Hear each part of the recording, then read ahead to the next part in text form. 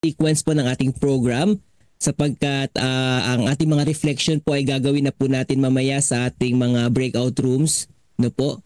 At pangungunahan po tayo mamaya ng ng ating mga pastors sa ating mga break-up rooms at ibibigay ko rin po sa inyo yung mga questions na inyo pong gagamitin po sa ating mga breakout rooms sa mga discussion po nating gagawin. And then doon po tayo magpipray mga kapatid. Tulad po ng ating kinagawian nung tayo po ay nag 40 days of prayer last year. Na po same, parehong pong format. Pero magkakaroon pa rin po tayo ng Bible reading and then lest we forget. Okay, so muli mga kapatid, binabati ko po kayo ng isang masayang God first morning. Alam ko po na talagang ginising po tayo ng ating Panginoon sa umagang ito upang tayo po ay muling mag-reflect sa kanyang mga salita. Okay? And at the same time, ma-equip for the whole day sapagkat tayo po ay mayroong mga gawain pa na itinalaga sa atin ng Panginoon at yung mga misyon na kung saan i-reach out po ang mga tao para sa Kanya. Kaya mga kapatid, sa umagang ito, ay ihanda po natin ang ating mga puso, ganun din po sa ating mga kapatid na nanonood sa ating FB Live. Binabati po din namin kayo ng Happy God First Morning. So ngayon po mga kapatid, bago tayo dumako sa ating Bible reading na pangunahan po sa atin ni Sister Lore Astrero, at ito po ay makikita po sa Joshua 9 na kanyang babasahin. Tayo po muna ay mananalangin. So let us pray. Amang banal na makapangyarihan sa lahat, kami po ay nagpapasalamat sa pagkakataong ito na muli niyo po kaming ginising. Taglay ang kalusugan ng aming mga pangatawan. Hinihiling namin, Ama, ang inyong biyaya at ang patnugot ng banal na spirito na siya magsasalita sa aming mga puso sa pamamagitan po ninyo mga anak na may mga bahagi sa umagi ito. At ang pagpapala nawa ang maranasan ng bawat isa sa pangalan ni Jesus. Amen. Okay? So ngayon po tayo po idadako na mga kapatid ko sa ating Bible reading na pangunahan po ni Sister Lore Astrero. Good morning po, Pastor. Good morning. God first morning po sa ating lahat. Ayan. Ang babasahin ko po sa ating Bible reading ngayong umaga ay matatagpuan po sa Joshua chapter 9. Ito po ang sinasabi. Nang mabalitaan ito ng lahat ng haring nasa kabila ng Jordan, sa lupaing maburol at sa mga kapatagan, at sa lahat ng baybayin ng malaking dagat sa tapat ng Lebanon, ang mga Heteo, mga Amoreo, mga Kananeo, mga Perizeo, mga Hebeo at mga Jebuseo. Sila ay nagkaisang magtipon upang labanan si Josue at ang Israel. Verse 3, ngunit nang mabalitaan ng mga taga-Gibeon ang ginawa ni Josue sa Jericho at sa Ai, sila ay kumilos na may katusuhan. Sila ay umalis at naghanda ng mga baon at nagpasan ng mga lumang sako sa kanilang mga asno at mga sisidlang balat ng alak na luma, punit at tahi-tahi. Verse 5, at mga tagpi-tagping sandalyas sa kanilang mga paa at ng mga lumang bihisan na suot nila, at ang lahat ng tinapay na kanilang baon ay tuyo at inaamag. Sila'y pumunta kay Josue sa kampo ng Gilgal at sinabi sa kanya at sa mga Israelita, kami ay mula sa malayong lupain, ngunit nga'y makipagtipan kayo sa amin. Verse 7, ngunit sinabi ng mga Israelita sa mga Hebyo, marahil kayo'y naninirahang kasama namin, paano kami makikipagtipan sa inyo? At kanilang sinabi kay Josue, kami ay inyong mga lingkod. Sinabi naman ni Josue sa kanila, sino kayo at saan kayo galing? Sinabi nila sa kanya, mula sa napakalayong lupain ay dumating ang inyong mga lingkod dahil sa pangalan ng Panginoon mong Diyos, sapagkat aming nabalitaan ang kabantugan niya at ang lahat niyang ginawa sa Ehipto. At lahat ng kanyang ginawa sa 2 hari ng mga Amoreo na nasa kabila ng Jordan, kay Sihon na hari ng Hesbon at kay Og na hari ng Basan na nasa Astaroth. Ang aming matatanda at ang lahat ng mamamayan sa aming lupain ay nagsalita sa amin, magbaon kayo sa inyong kamay para sa paglalakbay. At humayo kayo upang salubungin sila at inyong sabihin sa kanila, kami ay inyong mga lingkod at ngayon makipagtipan kayo sa amin. Itong aming tinapay na kinuha naming mainit pa bilang baon namin mula sa aming mga bahay ng araw na kami ay lumabas na patungo sa inyo. Ngunit ngayon, ito ay tuyo at inaamag. At itong mga sisidlang balat ng alak ay bago ng aming punuin ang mga ito. Ngunit ngayon ay mga punit na at itong aming mga bihisan at aming mga sandalyas ay naluma dahil sa napakalayong paglalakbay. Verse 14, kinuha ng mga tao sa Israel ang kanilang baon at hindi humingi ng payo sa Panginoon. Si Josue ay nakipagpayapaan sa kanila at nakipagtipan sa kanila at hinayaan silang mabuhay at ang mga pinuno ng kapulungan ay sumumpa sa kanila. Sa katapusan ng 3 araw, pagkatapos na sila'y makipagtipan sa kanila, kanilang nabalitaan na sila'y kanilang kalapit bayan at sila'y nanirahang kasama nila. Kaya't ang anak ni Israel ay naglakbay at dumating sa kanilang mga bayan sa 3 araw. Ang kanilang mga bayan ay Gibeon, Sephira, Birot at Kiriath Jearim. Hindi sila sinaktan ng mga anak ni Israel sapagkat ang mga pinuno ng kapulungan ay sumumpa sa kanila sa pangalan ng Panginoon, ang Diyos ng Israel, at ang buong kapulungan ay nagbulong-bulungan laban sa mga pinuno. Ngunit sinabi ng lahat ng mga pinuno sa buong kapulungan, kami ay sumumpa sa kanila sa pangalan ng Panginoon, ang Diyos ng Israel, kaya't hindi natin sila magagalaw. Ito ang ating gagawin sa kanila. Hahayaan natin silang mabuhay upang ang puot ay huwag mapasa atin dahil sa sumpa na ating isinumpa sa kanila. Sinabi ng mga pinuno sa kanila, hayaan silang mabuhay, kaya't sila'y naging tagaputol ng kahoy at tagasalok ng tubig para sa buong kapulungan gaya ng sinabi ng mga pinuno sa kanila. Ipinatawag sila ni Josue at sinabi sa kanila, bakit ninyo kami dinaya sa pagsasabing kami ay napakalayo sa inyo, samantalang sa katotohanan ay naninirahan kayong kasama namin? Ngunit ngayon nga'y sumpain kayo at ang ilan sa inyo ay laging magiging alipin, mga tagaputol ng kahoy at tagasalok ng tubig para sa bahay ng aking Diyos. Sa kanila'y sumagot si Josue, sapagkat tunay na naisalaysay sa iyong mga lingkod kung paanong iniutos ng Panginoon ninyong Diyos kay Moses na kanyang lingkod na ibibigay sa inyo ang buong lupain at inyong pupuksain ang lahat ng naninirahan sa lupain sa harapan ninyo. Kaya't natakot kaming mainam para sa aming buhay dahil sa inyo at aming ginawa ang bagay na ito. Kami ay nasa iyong kamay.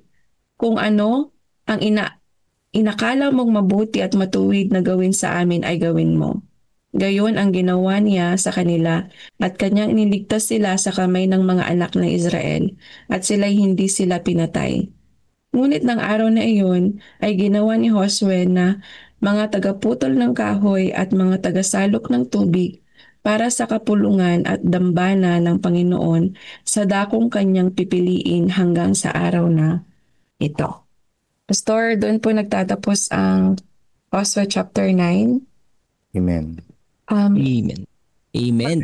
Thank you very much po, Sister Lori V, sa iyong ibinigay na panahon para mabasa at mapakinggan po namin ang sinasabi po sa Joshua chapter 9. Okay?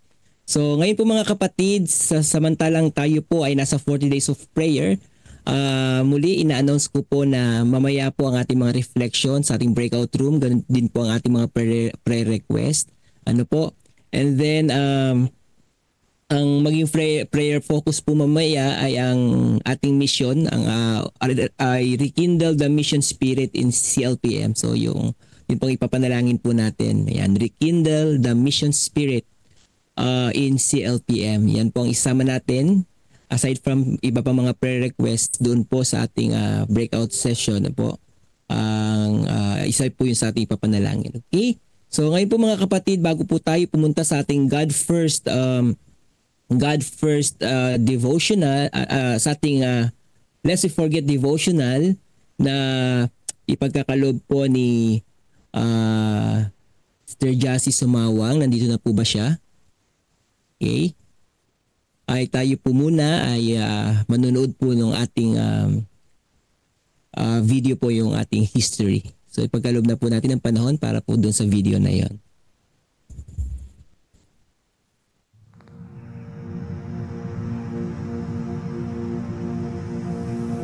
After Jesus returned to heaven, his disciples remained with the awesome task of taking the gospel to the whole world. Filled with the Holy Spirit, these men and women proclaimed the message they had received with boldness and power, reaching out to all corners of the then known world. But it was not without great opposition, first from the Jews, then from the Roman state. Many Christians were faithful to the point of death, suffering torture and humiliation from cheering onlookers at the Circus Maximus and Colosseum in Rome and throughout the empire. However, the blood of the martyrs only paved the way for the further spread of the gospel. After years of persecution by the Roman emperors, one of them, Constantine, professed conversion to Christianity in 312 AD. Now Christianity became popular, but it resulted in many pagan practices and symbols entering the church, particularly in Rome.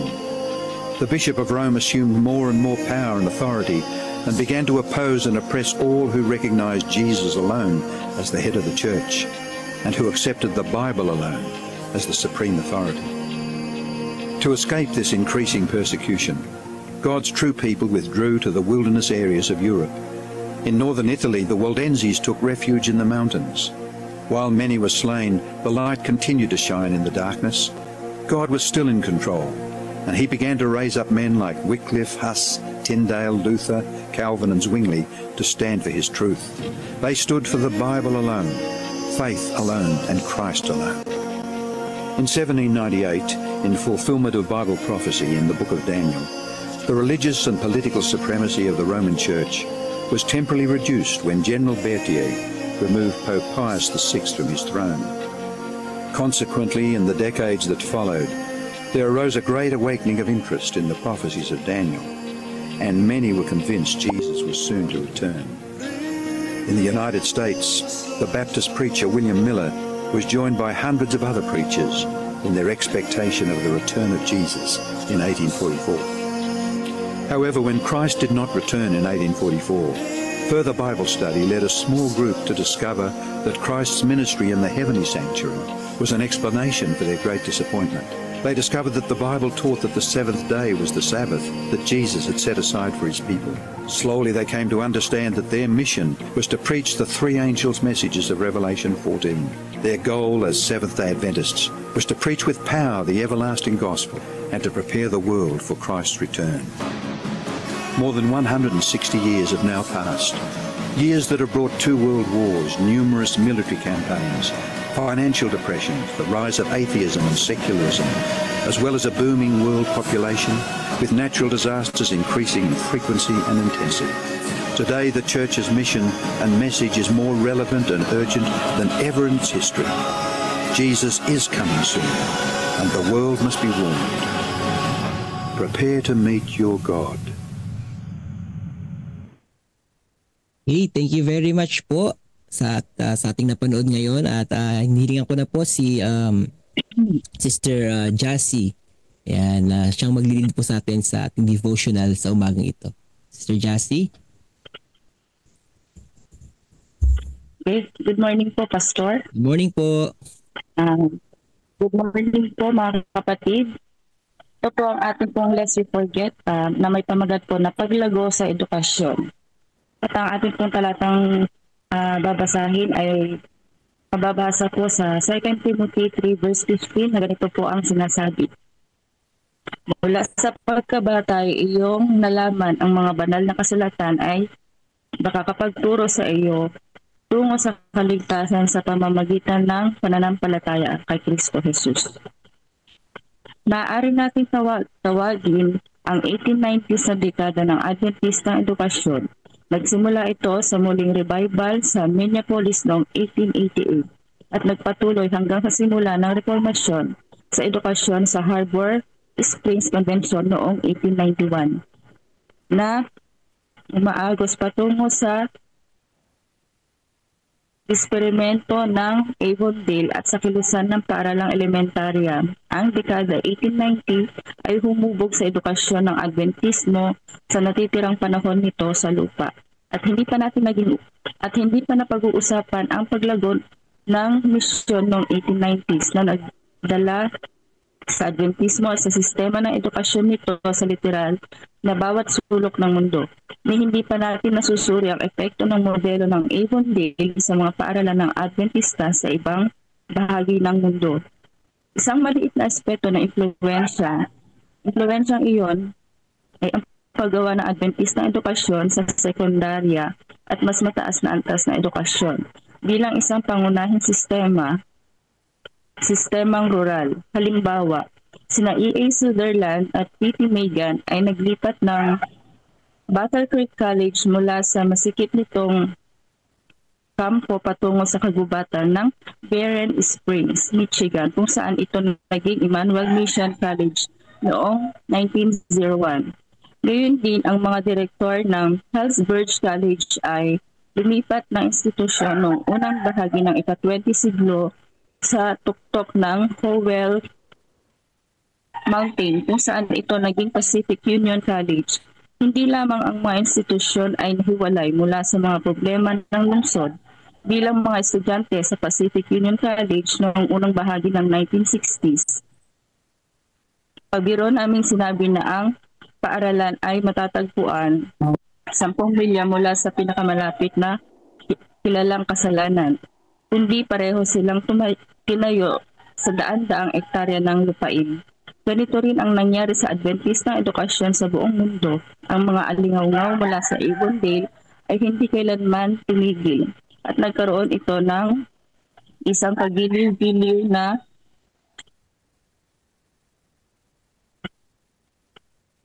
efforts. Dahil sa pagtaas ng populasyon na nagpapalawak sa mga lungsod at nagtuturo ng presyo ng lupa, madalas na makita ang mga paaralan ng Seventh-day Adventist na napakamahal sa pag-aari na hindi nila maasahang mabili sa merkado ngayon. Pinangunahan ng Diyos ang kanyang bayan sa natatangi at espesyal na paraan. Kapag sinusuri natin ang iba't ibang aspeto ng programa ng Adventista sa buong mundo, hindi natin mapigilang purihin ang kanyang pangalan para sa gabay na ibinigay niya sa ating mga kasaysayan. Ngayon, kailangan natin manalangin na magkaroon tayo ng paninindigan at lakas ng loob na sundin ang kanyang direksyon sa kasalukuyang kasaysayan. Ama, tulungan mo kaming maging tumutugon sa iyong paggabay tulad ng mga reformador ng mga nakaraang panahon. Ito po ang ating pong Leslie Forget na babasahin ngayong umaga. Dito po nagtatapos. Yan, thank you very much po Sister Jassy sa iyong pagbabasa po ng ating Leslie Forget. God bless po sa inyo. At ang uyumasa mga kapatid na ang bawat isa po ay nakinabang po. So muli ay akin pong pinapaalala na ang ating mga reflections po ay mangyayari po right after sa atin pong breakout session.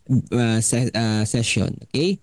So pagkakalob ko na po ang panahon sa ating tagapagsalita na walang iba si Pastor Jerry Stabilio, ang ating presidente po ng Central Luzon Provinces Mission.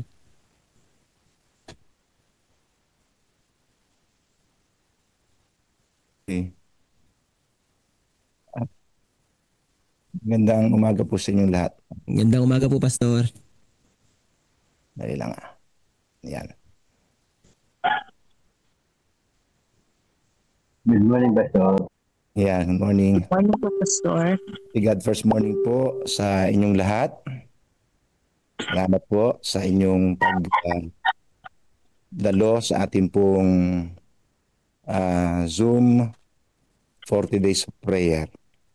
Tayo po ay nakikiisa sa katotohanan sa umagang ito na sinabi po ni Haring David tungkol sa ginawa ng Panginoon sa kanya at ipinaranas sa kanya. Ang sabi po niya, ako ay nahiga at natulog at ako'y muling gumising sa inaalalayan ako ng Panginoon. Amen, mga kapatid. So ngayon ay ating sisimulan Days of Prayer sa buong Central Luzon Provinces Mission. Bilang paghahanda po sa ating nalalapit na constituency meeting at ating pong tatalakayin sa loob ng 40 araw, mga kapatid, ang tungkol sa banal na espiritu. At siya po ang magiging pangunahing kahilingan natin na ating pong tatanggapin nakaloob mula po sa ating Diyos. Na tayo po ay puspusin ng banal na espiritu ang ating mga buhay. Ihanda tayo sa gawain ng pagmimisyon at ihanda rin ang marami kasama natin sa ikalawang pagparito ng ating Panginoon. So bago po natin tuluyang ating puntahan ang ating pag-aaral ngayon, ay nais ko po kayong anyayahan na tayong yumuko at tayo po ay manalangin. Mapagmahal na aming Ama na ang tahanan ay nasa langit. Ang salita mo ay ilawan sa aming mga paa at liwanag sa aming mga landas. Mapalad ang tao na nagtitiwala sa iyo at ang pag-asa ay ikaw. Hinihingi namin ang banal na espiritu na puspusin ang aming buhay sa umagang ito upang kami ay patnubayan at akayin sa mga katotohanan. O banal na espiritu, tapat kang patnubay at kaaliwan. Akayin mo kami sa katotohanan at ihayag sa amin ang iyong liwanag at kalooban. Hinihiling namin ang lahat ng ito sa pangalan ng Panginoong Hesus. Amen. Nais ko pong i-share sa inyo, mga kapatid, ang ating pong screen. Andali lang po. Yan. Ito. Sorry.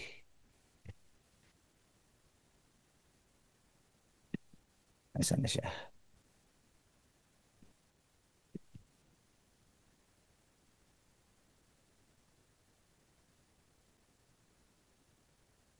Sorry. Ayan.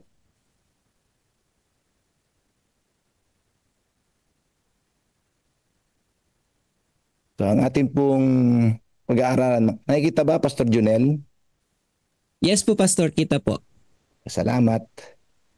So, ang ating pong unang topic ngayon, mga kapatid, sa ating pong 40 Days of Prayer ay two works of the Holy Spirit, ang dalawang gawain ng Santong Espiritu.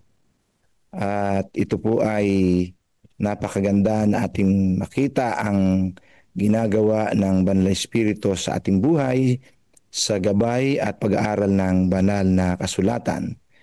Nampun ninyo ang konsepto po ng bautismo ng Banal na Espiritu ay may dalawang gawaing ginagampanan sa buhay ng tao. Ang una po dito, mga kapatid, ay ang pag-akay sa atin upang tanggapin si Kristo at mabautismuhan sa tubig. So, ito po ay evangelical in nature, mga kapatid. Parang ang Holy Spirit ay nakikiisa sa gawain ng pagliligtas na inaakay ang maraming tao. Kasama po tayo dyan, no? Nung hindi pa tayo nakakakilala ng katotohanan na tayo ay tumanggap ng Banal na Espiritu at tayo inakay na tanggapin si Kristo hanggang sa tayo po ay mabautismuhan. Ang gawain pong ito ay ng Espiritu ay para po sa lahat. Ang ikalawang gawa ng Espiritu ay ang pagpuno sa Kristiyano ng kanyang presensya upang makapamuhay sila ng tunay na buhay Kristiyano at makagawa ng mga gawa ng Diyos. Ito ang tinatawag na bautismo ng banal na Espiritu. At ang gawain pong ito ng Espiritu ay hindi para sa mga hindi mananampalataya. Tandaan po natin mga kapatid, ano po? Ito pong ikalawang bahagi, ito po yung ating ididiin ngayong umaga sa ating pong reading materials na ating babasahin sa loob ng 40 days, mga kapatid. Ito pong gawain ng Espiritu sa mga nananampalataya kay Kristo, yung tumanggap na sa ating Panginoon. Ito pong gawain ito ay para lamang sa mga sumasampalataya kay Jesucristo sapagkat sinabi ni Jesus na ang sanlibutan ay hindi makatatanggap sa Kanya sa ganitong paraan. Mababasa po natin yan sa Juan 14:16 at 17. At hihingin ko sa Ama at kayo'y bibigyan niya ng isa pang mga aliw upang makasama ninyo siya magpakailanman. Ito ang espiritu ng katotohanan na hindi kayang tanggapin ng sanlibutan. Nakita niyo mga kapatid, sapagkat siya ay hindi nito nakikita o nakikilala man. Siya'y nakikilala ninyo sapagkat siya'y nananatiling kasama ninyo at siya ay mapapasa inyo. So dito po ay pinapahiwatig ni Jesus, ang ating Panginoon, na nung araw po ng Pentecostes at pagkatapos po noon, ang bautismo ng Banal na Espiritu ay naging bukas para sa bawat mananampalataya nang kanya pong sabihin na siya ay mananahan sa inyo. He dwells with you. Ito po ang kamanghamanghang karanasan ng kapuspusan ng Espiritu na maaari po nating maranasan sa panahon ngayon, mga kapatid. Si Jesus, ang atin pong huwaran sa lahat ng bagay, siya ay ipinanganak sa pamamagitan ng Espiritu. Pinangunahan ng Espiritu mula sa pagkabata at binautismuhan sa tubig. Pagkaraan ng kanyang bautismo sa tubig, siya ay binautismuhan naman ng banal na Espiritu. Ito po ay isang bagay na kanya rin pong ipinanalangin noong panahon ng kanyang bautismo sa tubig. Atin pong mababasa yung pong tala, ang sabi pong gano'n, nang mabautismuhan ang buong bayan at nang mabautismuhan din si Jesus at siya ay nananalangin. Napansin niyo po, ang langit ay nabuksan at bumaba sa kanya ang Espiritu Santo na may anyong katawan na tulad ng isang kalapati. May isang tinig na nagmula sa langit, ikaw ang pinakamamahal kong anak, sa iyo ako lubos na nalulugod. Pagkatapos po ng kapuspusan o pinuspos ang ating Panginoon ng Espiritu, siya ay nahanda ng lumabas sa kapangyarihan ng Espiritu Santo upang makipaglaban po siya kay Satanas, gaya po ng hindi pa kailanman nangyari ng panahong iyon. Mababasa po natin yan, ang buong tala sa Luke chapter 4, 1-13. Hindi na po natin babasahin yan po, ay alam nating lahat ang tatlong attempt ni Satan upang bakahin ang ating Panginoong Hesus at igupo. Subalit ang Panginoon ay nagwagi sa pamamagitan po ng mga salita rin na kanyang ginamit ng banal na kasulatan. At siya po ay lubos na nakaranas ng kapangyarihan, lubos na pagpupuspos ng Banal na Espiritu. Siya po ay pinalakas upang mangaral at magturo tungkol sa kaharian ng Diyos, mga kapatid. Magpatuloy sa ministeryo ng pagpapagaling at magpalayas ng mga demonyo. Yan po ay mababasa natin sa sunod na talata ng Kabanatang 4 ng Lucas 14 hanggang 19. Luke 4:14-19. Siya po ay nagpatuloy sa kanyang ministeryo ng pagpapagaling at nagpalayas ng mga demonyo. At ipinangangaral po niya ang tungkol sa kaharian ng Diyos. Sinabi po ni Jesus na ang lahat ng sumasampalataya sa Kanya ay gagawa pa ng higit na dakilang mga gawa kaysa Kanyang ginawa. Ito po ang isa sa mga pangako ng Panginoon sa pagkatapos na tayo ay tumanggap sa Kanya, sampalatayan at ipasakop ang buhay natin sa Kanya. At tayo rin po ay mapuspos ng katulad na espiritu, mga kapatid. Ay sinabi mismo ng ating Panginoon ang ganito, mga kapatid. Katotohanang sinasabi ko sa inyo, ang sumasampalataya sa akin ay gagawin din ang mga gawang aking ginagawa at lalong dakilang mga bagay, mga gawa kaysa rito ang gagawin niya sapagkat ako'y pupunta sa Ama. Sabasin po natin mga kapatid na kapag ang mga mananampalataya ay tumanggap ng bautismo ng banal na espiritu, sila ay binibigyan ng kapangyarihan upang gawin ang mga gawa na ginawa ni Kristo. Sapagkat ang kaparehong espiritu nga po na pumuspos kay Hesukristo ay siya ring pumupuspos sa mga Kristiyano, sa atin mga kapatid. Mababasa po natin yan sa John chapter 7, 38 and 39, mga kapatid. Ito po ay napakaliwanag na sinasabi na ang sumasampalataya sa akin, gaya ng sinasabi ng kasulatan mula sa kanyang puso, ay dadaloy ang mga ilog ng tubig na buhay. Ngunit ito'y sinabi niya tungkol sa Espiritu na tatanggapin ng mga sumasampalataya sa Kanya. Sino po ang tatanggap? Tatanggapin ng mga sumasampalataya sa Kanya. Sapagkat hindi pa ipinagkakaloob ang Espiritu sapagkat si Jesus ay hindi pa niluluwalhati.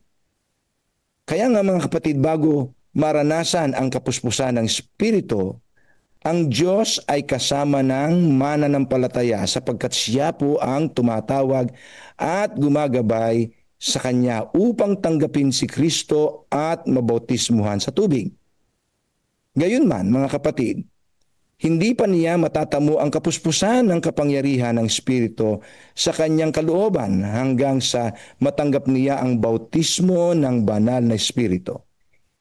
Iyan ang dahilan kung bakit sinabi ni Jesus sa mga alagad na hintayin muna nila ang pagbubuhos ng Espiritu sa araw po ng Pentecostes bago sila lumabas upang magmisyon at ipangaral ang Ebanghelyo. Babasa po natin yan sa tala po ng Acts chapter 1 verses 4 to 8, mga kapatid. Habang kasalo nila si Jesus, ipinagbili niya sa kanila na huwag umalis sa Jerusalem, kundi hintayin ang pangako ng Ama. Sinabi niya, ito ang narinig ninyo sa akin, sapagkat si Juan ay nagbabautismo sa tubig, subalit hindi na aabuti ng maraming mga araw mula ngayon na kayo'y babautismuhan sa Espiritu Santo. Nang sila ay nagkakatipon, sila ay kanilang tinanong, Panginoon, siya ay kanyang tinanong, Panginoon, ang sabi, ito ba ang panahon na panunumbalikin mo ang kaharian sa Israel? At sinabi niya sa kanila, hindi ukol sa inyo na malaman ang mga oras o mga panahon na itinakda ng Ama sa pamamagitan ng kanyang sariling otoridad. Ngunit tatanggap kayo ng kapangyarihan, pagbaba sa inyo ng Espiritu Santo, at kayo'y magiging mga saksi ko sa Jerusalem, sa buong Judea, sa Samaria, at hanggang sa kaduluduluhang bahagi ng lupa, mga kapatid. Kaya nga po ang bautismo ng Banal Espiritu ay bukas at iniaalok sa bawat Kristiyano sa ating kasalukuyang panahon. Ipinangako ng Diyos na ibibigay niya ang kapuspusan ng Espiritu o infilling of the Holy Spirit sa atin kung hihingi natin ito ng may pananampalataya. Sinabi po ng patutuo sa aklat ni Dr. Luke, Lucas, Kabanata 11, ang talata po ay 13. Kung kayo nga na masasama ay marunong magbigay ng mabubuting kaloob sa inyong mga anak, gaano pa kaya ang inyong Ama sa langit na magbibigay ng Espiritu sa mga humihingi sa Kanya? Hihingin po ang Espiritu, mga kapatid. Ito po ay ibibigay ng ating Ama sa langit. Ang sabi pa po ni Apostol Pablo sa Galacia, Kabanatang 3, ang talata po ay 14. Upang kay Kristo Jesus, ang pagpapala ni Abraham ay dumating sa mga hintil, upang ating tanggapin ang pangako ng Espiritu sa pamamagitan ng pananampalataya. So hindi lang po basta hihingi, kinakailangan po natin ng lubos na pananampalataya upang ang kaloob na Espiritu ay dumating sa atin. Ang baptism of the Holy Spirit ay maranasan ng Kristiyanong napasakop na buhay sa ating Panginoong Hesukristo. Si Sister White ay nangusap ng bagay na ito tungkol sa banal na Espiritu. Ang wika niya, nais ko sanang taglay natin ang bautismo ng banal na Espiritu sapagkat ito ay kinakailangan natin bago natin maipakita ang pagiging ganap ng buhay at ng likas, mga kapatid. Ang banal na Espiritu ay siyang gumagabay, siyang nagbibigay sa atin ng kapangyarihan at lakas upang maging ganap ang ating pong buhay at ang ating pong karakter. Yung perfection of life and character. Nais ko rin na bawat miyembro ng iglesia ay magbukas ng kanilang puso kay Jesus na nagsasabi, halina, panauhing mula sa langit, manahan ka sa akin. Ang ganda, mga kapatid, sana po ay ito rin ang mga bigkas ng ating mga labi simula po ng ating pong 40 days of prayer. Ito sana ang maging bukha ng ating mga labi ng kahilingan na tayo po ay magpahintulot na ating anyayahan ang ating Panginoon, pahintulutan siya na manahan sa ating pong mga buhay. Sapagkat tayo po ay inakay na niyang tanggapin si Jesus na ating Panginoon at minsan tayo po ay inakay din ng Espiritu Santo upang tayo po ay mapasakop sa pamamagitan ng bautismo sa tubig. Nawa tayong lahat, mga kapatid, ay puspusin ng ganitong Espiritu rin na katulad ng pagpupuspos na ginawa mismo ng Espiritu sa buhay ng ating Panginoon. Noon, maaaring may magtatanong sa atin, karapat dapat ba akong tumanggap ng bautismo ng banal na Espiritu? May dalawang requirements, mga kapatid, o kahilingan o kinakailangan.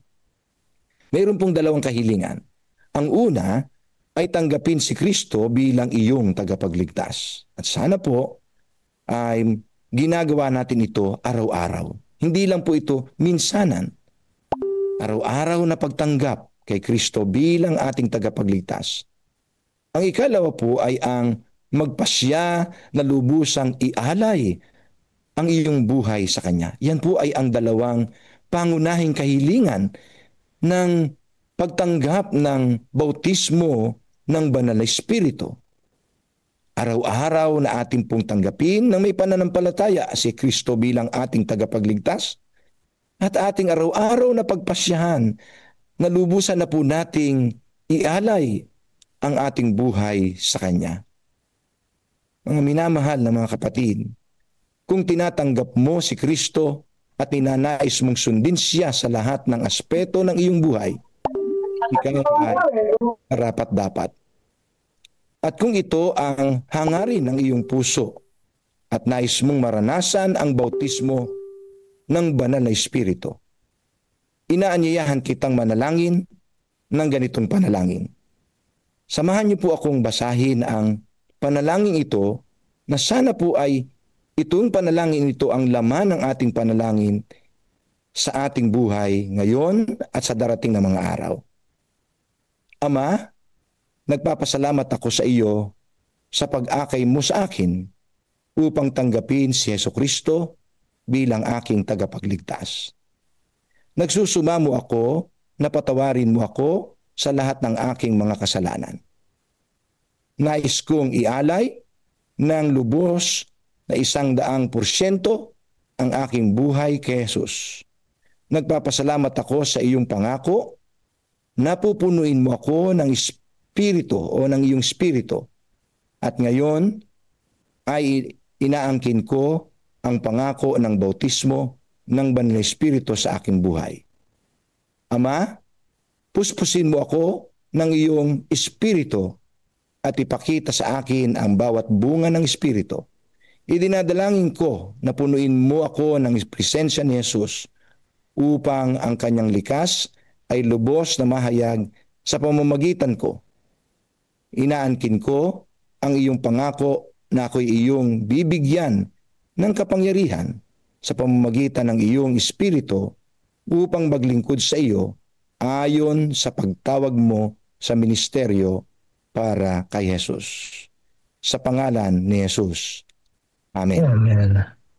Mga kapatid, ang mga suhestyon ng aking pong mga pwede nating tanong na pagbubulay-bulayan, ito ho ay mayroon pong ibang inihanda pero ito po ang aking suhestyon base po sa ating ating pong pag-aaral. Paano mo mailalarawan ang gawa ng Espiritu Santo sa iyong buhay ngayon? Anong mga pagbabago ang kanyang ginawa sa iyong buhay nang ikaw ay sumampalataya kay Jesus? Huwag mong masyadong marami mga kapatid, kapos po ang panahon. Magbanggit lamang po ng ilang mga bagay na iyong naranasan na ginawa ng Espiritu sa iyong buhay. Salamat po. God First Morning. Shalom. Pagpalain kayo ng Panginoon. Amen. Amen. Praise the Lord. Thank you very much po, Pastor Jerry, sa iyong ibinahagi po ngayon. Tunay mga kapatid na napapanahon na ihanda po natin ang ating mga puso bilang mga vessels po na tatanggap po ng ministeryo ng banal na Espiritu. Ano po, lalo na po sa panahong ito na kung saan tayo po nasa panahon na nag-aantay na po tayo sa malapit na pagparito ng ating Panginoon. So kayo mga kapatid, sa pagpapatuloy ay nariyan po sa ating chat na ang ating mga prayer request na dadalhin niyo po sa ating breakout session. Ganun din po yung ating prayer focus ng 40 days prayer. Yun po ay 40 no po na mga prayer request. Okay? At ganun din po yung tanong po na i-discuss po mamaya aside po dun sa ipinakita po kanina. Mas maganda po itong naibigay po sa atin ni Pastor Jerry. Paano mo mailalarawan ang gawa ng Espiritu sa iyong buhay? Anong mga pagbabago ang kaniyang ginawa sa iyong buhay nang ikaw ay sumampalataya kay Jesus? Magbanggit lamang ng isa. No po? So yan mga kapatid, tayo po'y makikita-kita sa ating breakout sa ating mga rooms mga kapatid. At tayo panguna ng ating host para sa ating breakout session.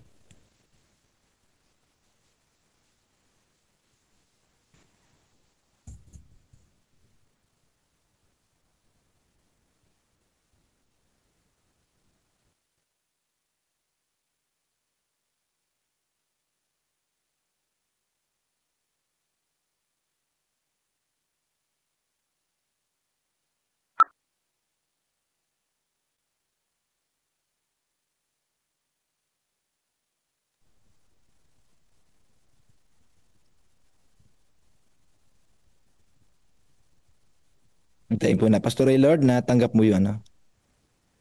Si Pastor Raylord po ang mag-a-assist sa atin para po Opo, nahanap ko lang po yung ating Apo, sige po. Salamat, Pastor.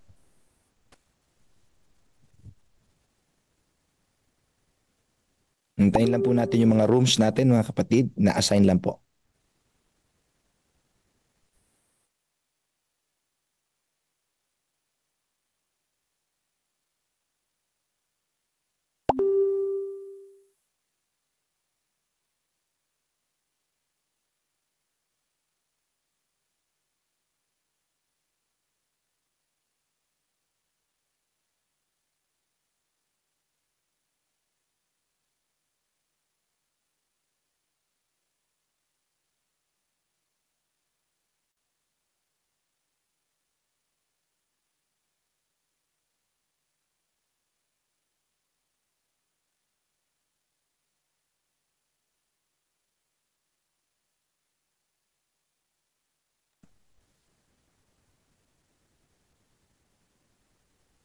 Pastor Jerry, baka pwede po kay Pastor Jonel kasi hindi ko ma-access dito sa iPad.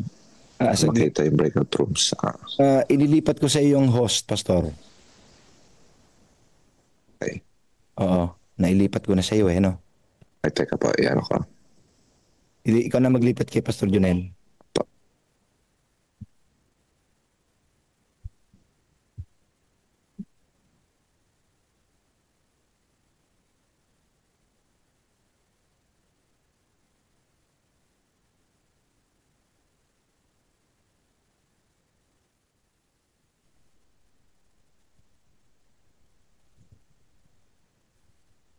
Okay na, yan nailipat na po. Pastor Raylord, saan po yung ating ano po rito sa ating breakout rooms? Okay. Yan, makita niyo Pastor. Kasi Apo. sa iPad hindi ma-access eh. Okay. Salamat. Thank you, Pastor. Mga ilang breakout rooms po tayo, Pastor? 7 daw sabi ni Pastor Laudy. 7 po. Po. So okay, ano ko na po no at nakalagay po to ay assign automatically. Okay po, sige po. I-activate ko na po.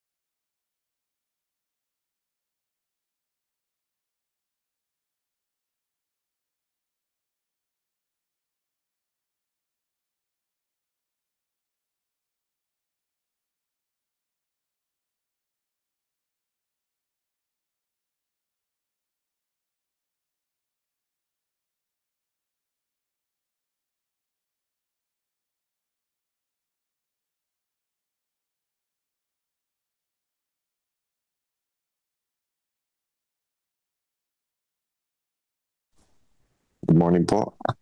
First morning sa ating mga kapatid.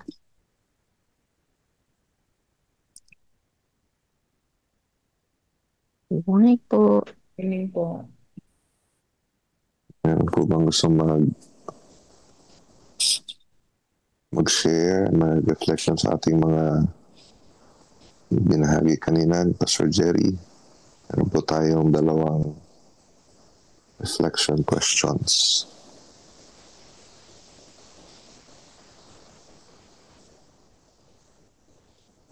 Ilan po tayo rito? Bali, ito. Yan.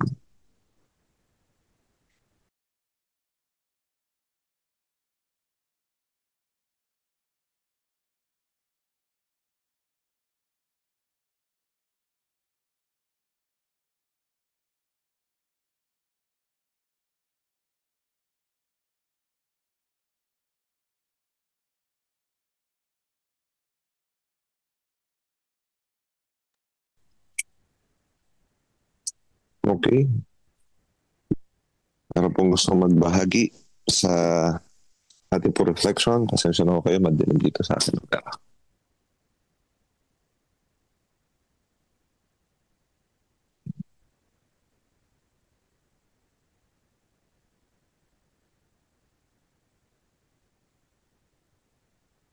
Nandito si Pastor Rachel,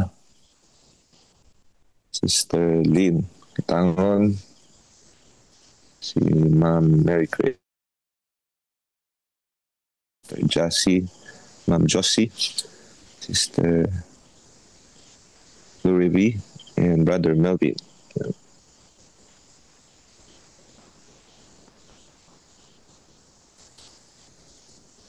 Kung gusto magbahagi ng reflection niya, ganda po yung naibahagi sa atin. Ito ay may kinalaman sa gawain ng banal na spirito.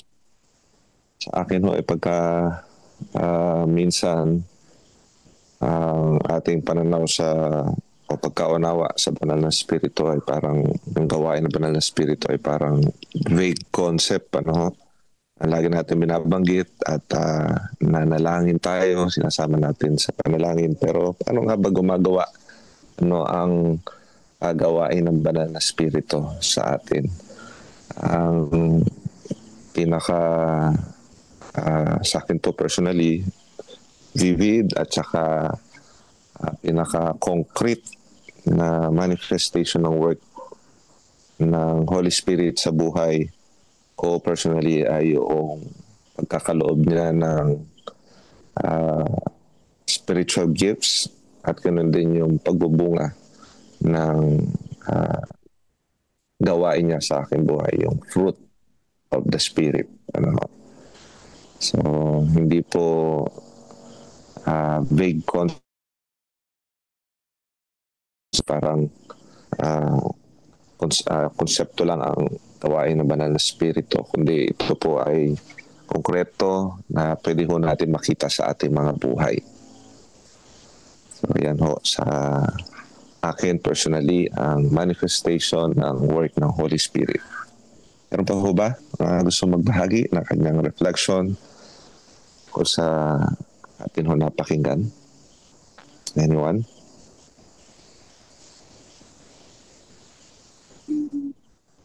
Pastor Rachel, Ma'am Josie. Morning po, Pastor. Yes. Yan. Sa akin po, Pastor, kasi ang alam naman natin po ang Holy Spirit po ay persona.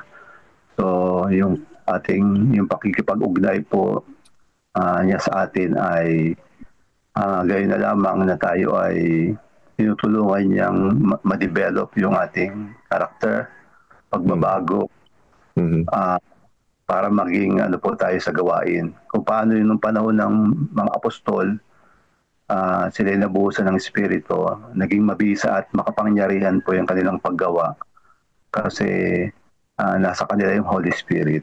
So tingin ko, Pastor, yun na lalo na sa huling kapanahon ng ito, kailangan natin ng kapangyarihan ng Banal na Espiritu upang maging epektibo tayo sa mga ministeryo na ating ginagawa, lalo na sa pangangaral. Kasi nga yung spiritual things are spiritually discerned and not by might, nor by power, but by my spirit, ang sabi po ng Bible. Amen. Salamat, Pastor. Okay, meron pa po ba nais magbahagi? Reflection, kapatid?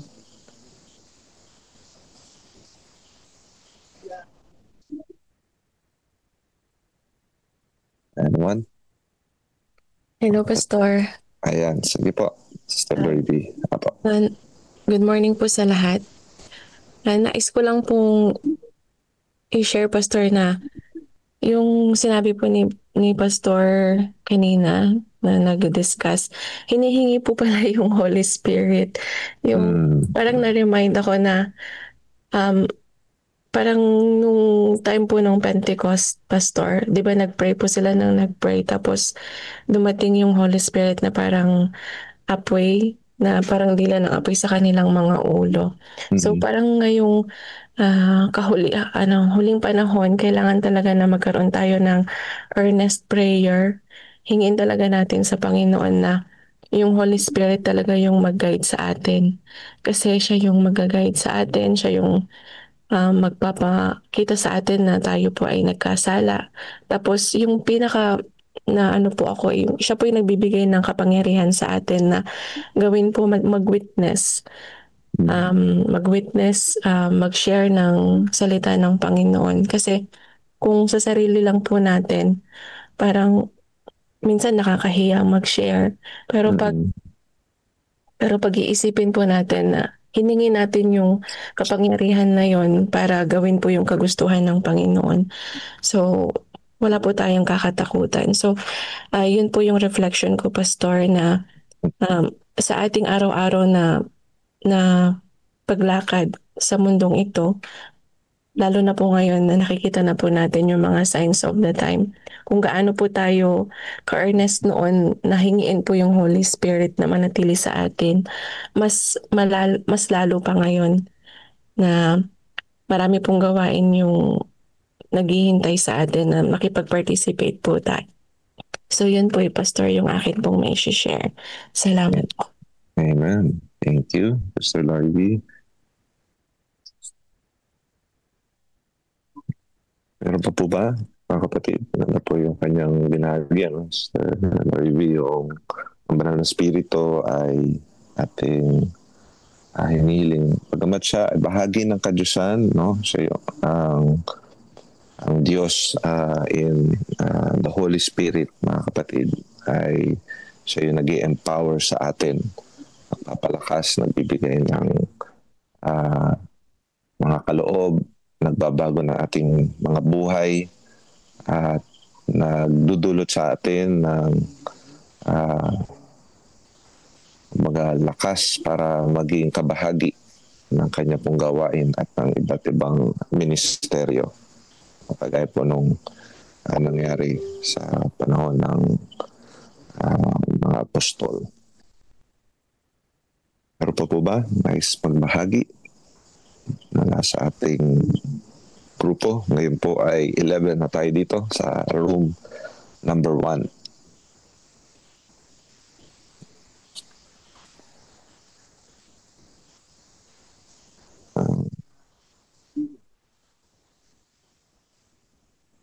Anyone else? Meron pa po ba rito na gusto magbahagi ng kanyang reflection?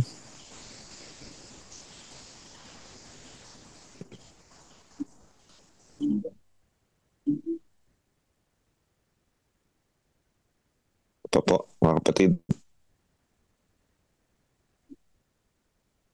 Ma'am Josie. Morning po, Pastor. Morning. Yung pong Holy Spirit ay akin din pong para sa akin po, yun yung pong isang nag-uugnay sa atin, lalo na sa ating mga panalangin. Kung minsan may time na may mga pagsubok sa buhay natin, minsan ang mga panalangin natin, di natin alam kung paano natin gawin.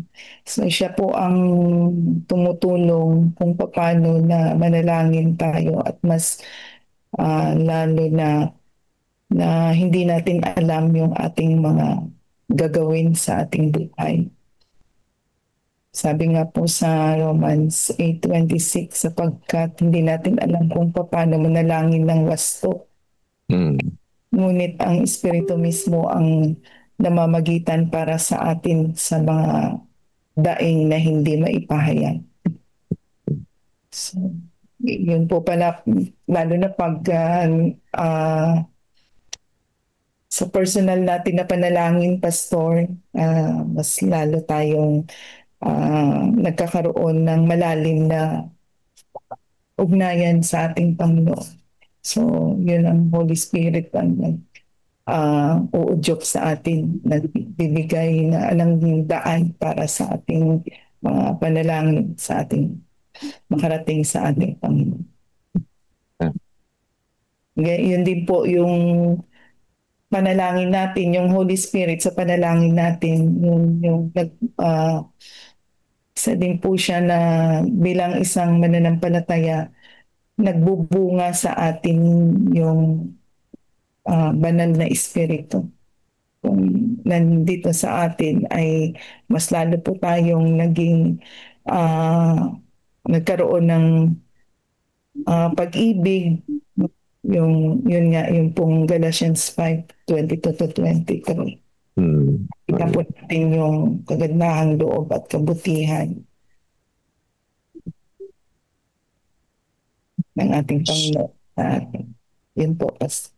Salamat po. So, napaka-concrete po ng manifestation ng paggawa ng Holy Spirit sa ating mga buhay. Pinagkaloob na nasa kanyang banal na salita.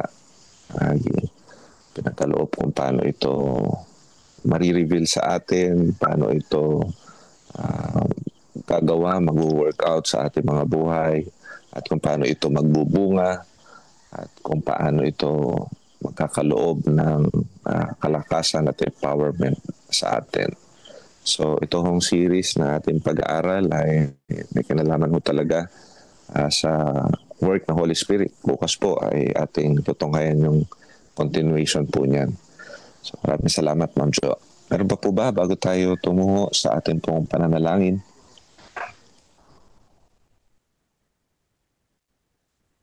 Anyone else? Kapatid, nandito, nais pa? Kung wala naman, ayan, Sister Jazzy. Pastor, Yes. sangayon po kasi dito sa akin pong nabasa, ang sabi po dito ay, ang banal na espiritu ang ating tagapamagitan. Sabi po dito ay, ito ay isa sa mga pinakadakilang himala ng biyaya. Sinabi sa atin ni Apostol Pablo na ang Espiritu Santo na nabubuhay sa loob natin ay namamagitan para sa atin at dumaraing sa paraang hindi natin kayang sambitin. Kahit na hindi tayo marunong manalangin, ang Espiritu ay nananalangin ng perpektong kalooban ng Diyos. Ano man ang uri ng madilim na paghihirap sa ating kinakaharap, ang Espiritu ay naghihirap para sa atin hanggang sa tayo ay ligtas na makaahon sa mga pagsubok. So maliban po sa Panginoon, di ba, 3 persona nga po, ang banal na Espiritu po talaga ang isa sa mga tumutulong po sa atin na tayo ay tawag dito, maingatan sa lahat po ng ating mga kinakaharap na problema. Sa banal na Espiritu, madarama natin na ang Panginoon ay kasama rin po natin. Hindi po niya tayo pinababayaan sa lahat po ng aspeto ng ating pong buhay. Amen. Salamat, Sister Jazzy, sa reflection.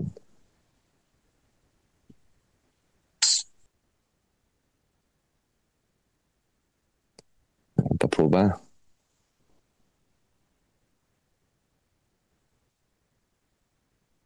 Right. Wala na po ay tayo po ay pwede nang manalangin. Siguro, hindi po tayo ng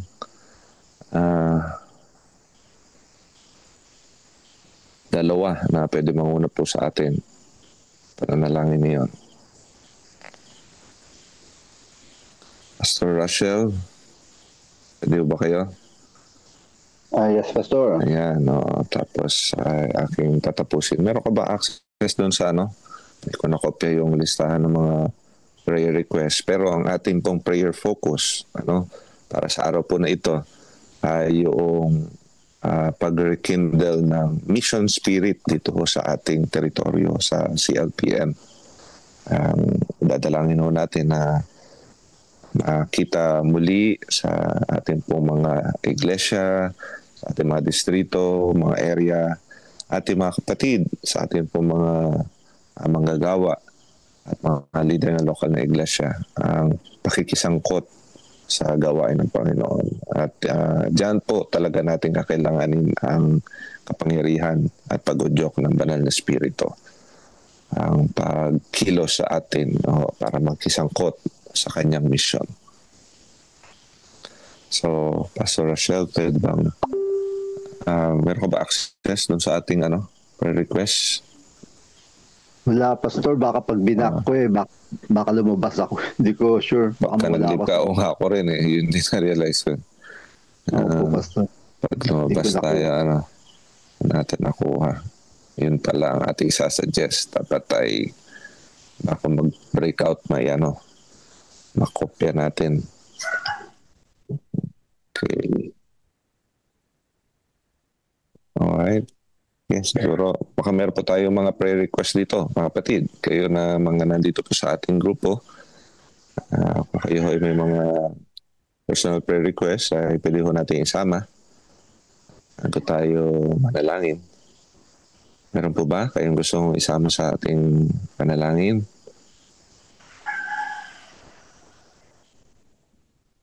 Ayan, sabi ni Sister Marlene, panalangin po natin si Brother Rolando Simapranca. Siya po ay na-stroke. Panalangin po natin ang kanyang kagalingan. Salamat po. Meron pa po bang gusto magsama ng kanyang kahilingan at dalangin, o maaaring pasalamat din siguro, meron po kayo. So, in this whole day mga kapatid, sa inyong mga personal na panalangin at sa inyo pong mga family worship, no, ay maisama po. Ayan, salamat Brother Melvin. Buti na nga dito sa grupo natin si Brother Melvin. Okay. Salamat Brother Melvin sa pag-share ng prayer po natin list. So maisama po sana ninyo mga kapatid yung prayer focus natin for today sa inyong mga personal and sa inyong mga family worship. Yung pong ating prayer focus, which is for today ay yung pong pag-rekindle ng mission spirit dito sa ating CLPM. So nanalangin po tayo at ayan, meron din po isinama dito si Sister Jassy. Nalangin natin ang ginagawang crusade dyan sa Cavite Mission Group, ano? Ito po ay sa may Gimba. Alright, sige. Sister Jassy, God bless sa inyo dyan. Okay. Meron pa po ba? Gusto include ang kanyang prayer request. Ayan, sige ma'am. Sabi po ni Ma'am Mesa, pray for the health of the teachers, lalo na sa school na may AAA evaluation. Sige po, sasama natin. So, Pastor Rachel, siguro ikaw ang ating adoration and confession, tapos ako na thanksgiving and supplication. Sige po. Okay, Pastor. Tayo po ay manalangin na. Okay. Okay po. Tayo po ay manalangin mga kapatid. Mapagpala po at dakila po naming Ama, ang papuri at luwalhati ibinabalik po namin sa iyong kabanal-banalang pangalan. Dapat po namin kayong papurihan at sambahin. At kayo aming Diyos na nagmamahal sa amin. Kayong patuloy na Diyos na siyang gumagawa upang kami po ay lumago sa inyong patuloy na banal na kalooban. Noy, ang papuri at luwalhati ang sumainyo sa umagang ito. Patuloy na kayo ang siyang manguna sa aming mga buhay. Kami po ay lumalapit at humihingi ng inyong patuloy na pagpapatawad, dakilang Ama, sa aming mga nagawang pagkukulang, kasalanan sa inyo, maging ito ay lihim o hiyag, mga bagay naming nasabi at mga nagawa. Patawarin niyo po kami, Ama. Tulungan niyo po kaming makalakad sang-ayon sa inyong banal na kalooban upang sa aming pang-araw-araw na buhay Kristiyano, kayo po ang maghari sa amin at magampanan po namin ang inyong banal na gawain. Tunay po na kami linisin upang maging karapat-dapat po kami, Ama. At ang mga panalangin ito ay patuloy na mailapit po namin sa inyong banal na pangalan. Sa pagpapatuloy po dakilang Diyos na nasa langit, sa mga ito ay kinikilala namin ang kabutihan mo. Isin mo kami na may taglay na lakas, pinahiram mo at tinugtungan mo ang aming mga hiram na buhay. Sa mga ito, pinupuri at pinapasalamatan ka namin. Sa maraming bagay na ipinakita ninyo ang inyong kabutihan, ang inyong pagiging tapat sa aming mga buhay. Sa kabila namin, kami ay pagkaminsan nakakalimot at nakakaligtang magtapat. Panginoon, salamat. Kayo po ang patuloy na nabubuhos ng pagpapala sa bawat isa sa amin. Salamat sa mga pagpapagaling na tinanggap sa mga nakaraang mga araw, linggo, mga buwan na dinulog po ninyo ang mga panalangin at kahilingan. Salamat po sa mga himala na araw-araw ay aming nararanasan. Panginoon, laki po na aming pagsasama-sama sa umaga ito ay ang aming pong pagkilala na kung wala po kayo at ang paggawa ng Santong Espiritu sa aming mga buhay, ay wala ho kaming magagawa. Hindi namin ma-accomplish ang mission mo sa lupang ito. At sa gana amin ay walang pagbabagong maaaring magawa at mangyari sa aming mga buhay.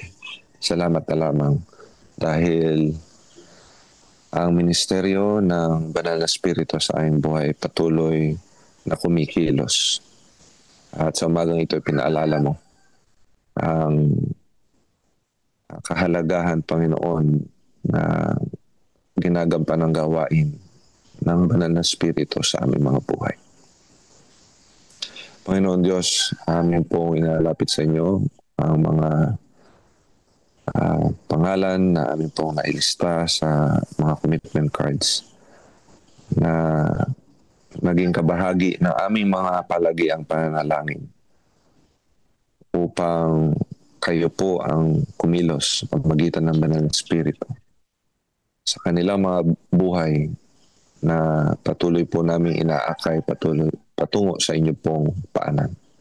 Pabuksan ang kanilang puso at kaisipan sa katotohanan at sila po ay tumanggap din naman sa inyo bilang tagapagligtas. Panginoon, bukod tanging namin inalapit sa inyo ang pagkilos mo sa buong teritoryo ng Central Luzon Provinces Mission. Marahil ay sa maraming panahon na kaligtaan ng ilan sa amin ang kahalagahan ng pakikisangkot sa inyong mission. Panginoon, gisingin po ninyo ang bawat isa sa amin upang makisangkot sa inyo po nagtatapos na gawain. Atid namin ang mga pangyayari sa aming salibutan ay mga tanda pa lamang kayo malapit ng dumating. Alam po namin na meron pa ho kaming dapat gampanan. Tulungan po ninyo kami karoon ng lakas ng loob, malasakit upang maitaguyod po ang inyong nagtatapos na gawain. Ang bawat isa nawa sa amin na narito po sa breakout room na ito, Panginoon, una sa lahat ay inyong kilusin. Maging kabahagi po ng inyong gawain. Saan man kami naroon, ano man ang aming pinagkakaabalahan, ang gawain sa araw-araw. Panginoon, magdala kayo ng mga tao, mga kaluluwa na maaari po namin maabot upang madala namin sa inyong paanan. At sa aming mga pagsaksi, makita po nawa nila ang buhay na aming Panginoong Hesus upang sila din naman magpasya, tanggapin kayo bilang Diyos at tagapagligtas sa kanilang buhay. Arito rin po, Panginoong Diyos, nalapit namin sa inyo ang aming pong nalapit na mga kagampanang gawain. Ang constituency meeting sa December 8 to 9. Kaya din po ang aming pong mga ginaganap at sinasagawang AAA evaluation sa mga schools. Ihanda po ninyo may bahagi lahat po ng mga nakikisangkot, mga delegado sa constituency meeting. Kayo po, Panginoon, ang patuloy na kumilos sa aming mga buhay.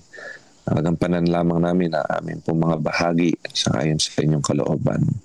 At ang tanging gawain, ang mission mo sa lupang ito, ang aming pong maitaguyod, hindi ang aming masariling kapakanan. Arito rin po, inalapit namin sa inyo ang inyong paaralan, matatangi po naming academy, high school dito sa aming teritoryo, Clara. Inyo pong patuloy na pagpalaing Panginoon ang paaralang ito. Marami na pong kabataan ang nahubog ninyo sa pamagitan ng paaralang ito. Ari po ba na patuloy po ninyong isustain, Panginoon, ang aming pong paaralan na ito. Kasama po ng mga elementary schools, ang 18 elementary schools ito sa aming teritoryo na marahil ay humaharap sa mga pagsubok at hamon. Ngunit batid namin ay patuloy po ninyong ginagabayan at kayo po, Panginoon, ang gumagawa ng paraan upang ang mga paaralang ito ay patuloy na lumago at magampanan ang kanila po mga misyon sa mga komunidad upang makapagdala ng mga kabataan sa inyong paanan. Panginoon, kami po ay nagpasimula ng gawain ng maipunla ang pagpapatayo ng aming pong magiging opisyal na tanggapan sa CLPM. Panginoon, sa aming pong sariling kakayahan, hindi po namin nakikita na sapat ang aming po mga pagkukuhaan ng pananalapi, pondo. Ngunit naniniwala kami, nananampalataya na bago pa man ho kami lumapit sa inyo ngayon ay naghanda na po kayo ng pagkukuhaan, magiging source upang ang tanggapang ito ay sa lalong madaling panahon ay maipatayo. Tulungan niyo lamang po kami, Panginoon, manampalataya at sa aming pong tinalaga na scheme kung saan magiging kapartner ang aming mga kapatid, mga bawat pamilya. Panginoon, pinagtitiwalaan namin kayo na kayo ang kikilos sa mga buhay, mga puso na amin po mga kapatid. Kami na yung mga manggagawa ay nauna na nagtalaga. Tulungan po ninyo aming mga kapatid na magampanan din po nila ang kanilang bahagi sa maliit na kaparaanan na ito upang maitaguyod po ang inyong gawain. Kami lapit sa inyo sa kasalukuyan ngayon nagaganap dito sa Gabaldon ang gawain na pangaral sa mga kabataan na may musmos pa na kaisipan. Ngunit marami sa kanila ay kinikilos na ng banal na spirito. Ari po ba sa mga taong nangunguna, mga leader na ginagamit mo, nag-aakay sa kanila, Panginoon, makita po nila kayo. At sa pagtatapos ng pagtitipon na ito, maging matagumpay at maraming mga kabataan ang maakay sa inyo pong paanan. Lapit namin sa inyo ang pangaral sa Sapang Palay nagaganapin sa November 17 to 22. Handa po ninyo mga tagapagsalita, Pastor Ernie Marin, Pastor Julius Bermudez. At gayon din po ang evangelism nagaganapin sa Gapan. Noon, ihanda po ninyo ang mga kapatiran na makikisangkot ang mga taong kanilang aabutin, mapapangaralan, pabuksan ang kanilang mga puso at ang kanilang mga kaisipan. Ang pangaral na gaganapin sa Batok Kabanatuan, ang inyo pong gabay, ang kanilang maranasan, evangelism sa North Bulacan 2 District, sa panguna ni Pastor Sakdalan, sa Pangdayap, sa Bulusokan, sa May Akle, ngayon din po sa Diliman. Panginoon, ang lahat po ng mga inisyatibong ito ay hindi magiging mabunga malibang gumawa ang banal na spirito. Ito po'y napangako nyo na sa bawat isa sa amin.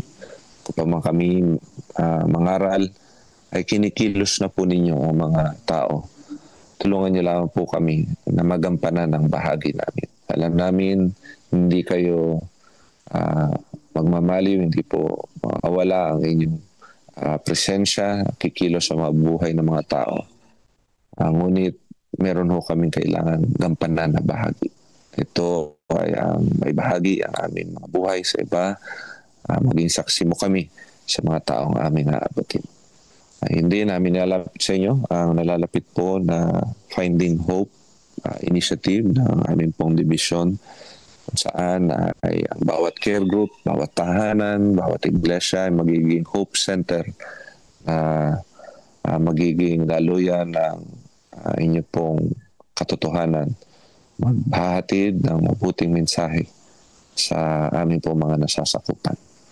Amang Diyos, laki po na aming pagsama sa inyo sa umagang ito ay ang kahilingan po ng aming mga kapatid para sa amin po mga mahal sa buhay na may karamdaman ngayon. Narito po si Sister Joy Magas na sana po ay patuloy na tumaas na ang kanyang blood platelet na nagsuffer po sa dengue. Ngayon din po ay inyo pong patuloy na pagalingin si Sister Irma Galang, kay Justin Cartesa, Hannah Sandra Gabe, si Sister Sweet and Brother Aldrin, Sister Rebecca Miranda, Sister Sair Cruz, Sister Conching Carpio, Brother Buboy Vicente, Sister Felix Checo, Brother Mark Ian de Chavez, Sister Cleope Milorasa, Charlie Ancheta, Yoli Lictawa, Christine Aguilar at Brother Jaime at Sister Naring Malungat. Panginoon, wala pong imposible sa inyong mapagpagaling na kamay. Ngayon po ay kiniklaim na namin na kanila pong tatanggapin ito. Salamat po sa inyong kabutihan. At inyo na po dininig ang aming panalangin ito at tinanggap na po ninyo ang aming pagtatalaga. Talangin po namin hindi sa aming sariling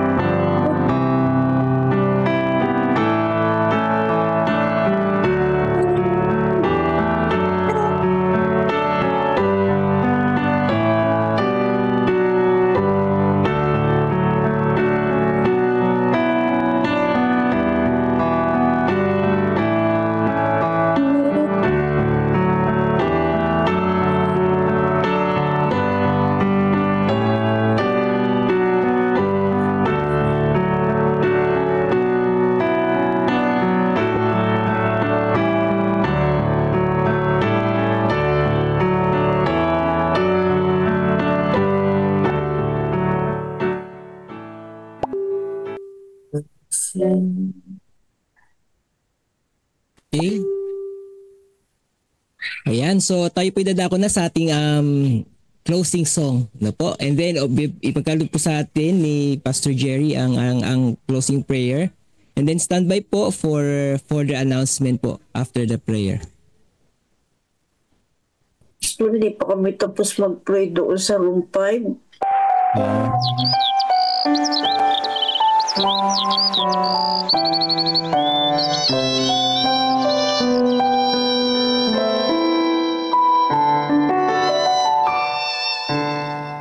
Kapag kay Kristo'y tayo'y magtatapat, sa lahat ng bagay ay magiging sapat.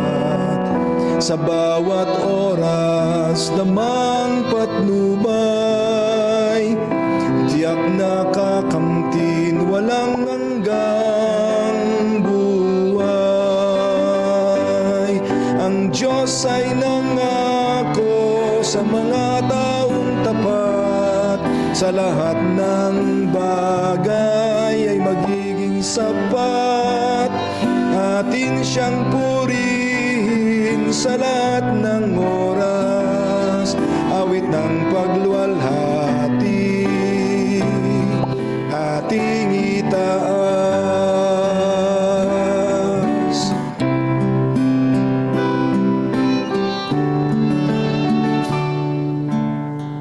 Si Kristo ang ating gawing Panginoon, puso't isip sa Kanya ituon.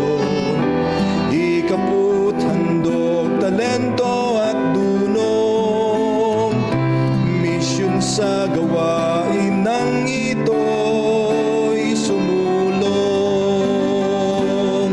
Ang Diyos ay nangako sa mga taong tapat, sa lahat ng bagay ay magiging sapat. Atin siyang purihin sa lahat ng oras, awit ng pagluwalhati ating itaas. Pagagaanin ating mga pasan, sa mga suliranin kanyang tutulungan. Magtiwala tayo't siya ang tawagan, tunay na ligaya ay makakamtan. Ang Diyos ay nangako sa mga taong tapat, sa lahat ng bagay ay magiging sapat. Atin siyang purihin sa lahat ng oras, awit ng pagluwalhati ating itaas. Papuri't luwalhati sa kanya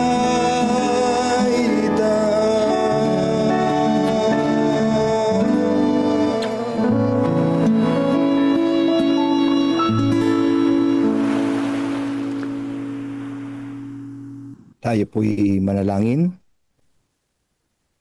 Dakila naming Diyos na aming Ama, salamat po sa inyong pagbibigay sa amin ng aral sa umagang ito at paglikha mo sa puso namin ng isang masidhing pangangailangan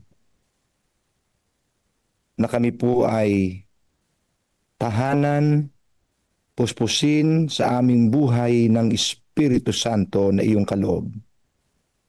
Salamat po na kami inyong binigyan ng lakas ng loob at maliwanag na direksyon. Ayon sa iyong mga salitang gumagabay sa aming buhay. Iyong ipinangako na kung kami hihingi na may pananampalataya, ibibigay po ninyo sa amin ang Espiritu Santo. Sa umagang ito at sa mga darating pa, kami humihingi, Panginoon, na may pananampalataya ng kaloob na ito.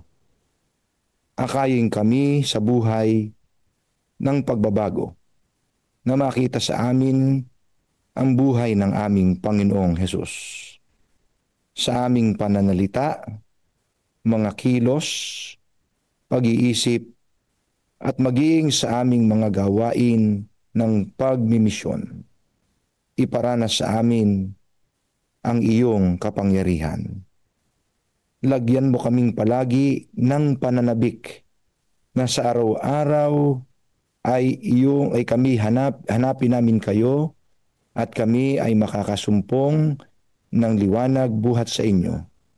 Tahanan kami ng iyong Espiritu ngayon at magpakailanman, sa pangalan ng Panginoong Hesus. Amen. Amen. Amen. Amen. Amen. Amen. Amen. Ayan. Mga kapatid, thank you very much po sa inyong lahat at ganun din po kay Pastor Jerry sa mensahe nating napakinggan. Ayan, so bukas po ay ganun din, mag-breakout room po tayo, pero pasensya na po mga kapatid sapagkat may konting naging problema lang. Kaya hindi pa pala tapos sila, Sister Net. Pero bukas po matatapos po. Pastor, na-excite tuloy kaming maulit ng maulit. Opo. So yung 40 days of prayer natin, nakita niyo mga kapatid, 40 yon pero 1 lang every day, no po.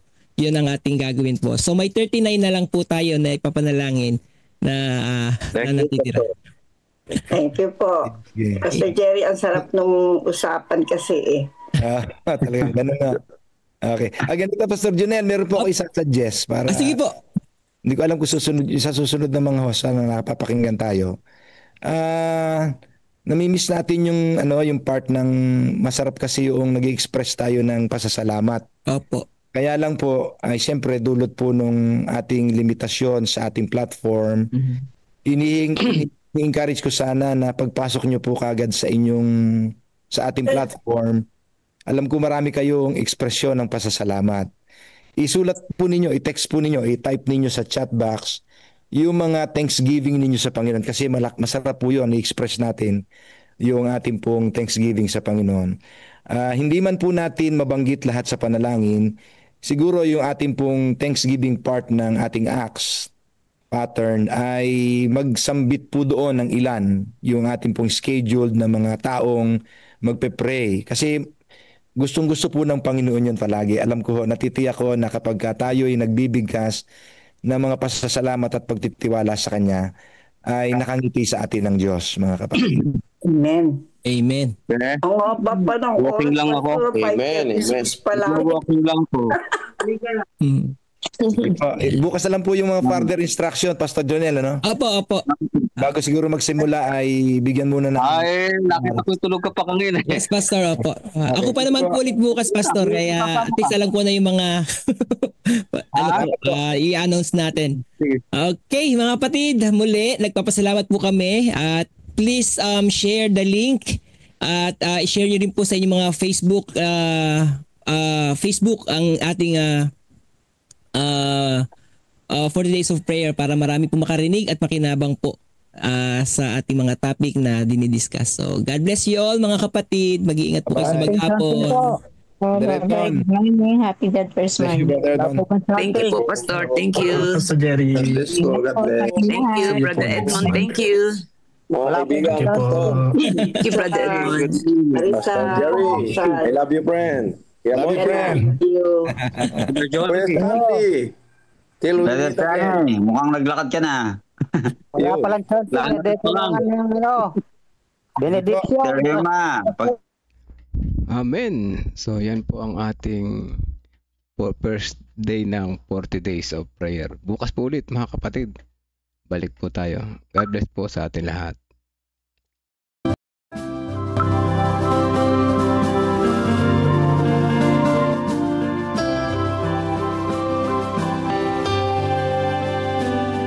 I hear the voice of Jesus calling. My answer is, I will go. I see the need of people crying. My answer is, I will go. I go to share the message of love. I go to share the blessed hope. But if I get discouraged, I call to Jesus' help.